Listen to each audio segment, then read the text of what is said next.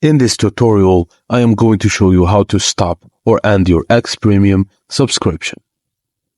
You'll learn how to cancel your X Premium subscription whether you enrolled through the website or the X mobile app.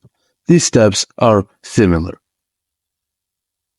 Open your web browser and go to the X website. Sign in to your X account using your credentials.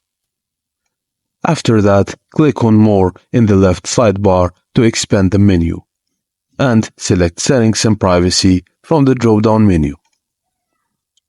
In the Settings menu, choose Premium and then click on Manage Subscription.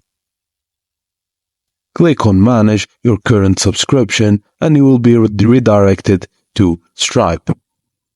On the Stripe page, locate the option Cancel Plan and click on it to terminate your X Premium subscription. By following these steps, you can easily end your X Premium subscription via the website and manage your account settings accordingly, and the steps are the same as your mobile. And that's it, guys. Thank you for watching, and please don't forget to like and subscribe for more.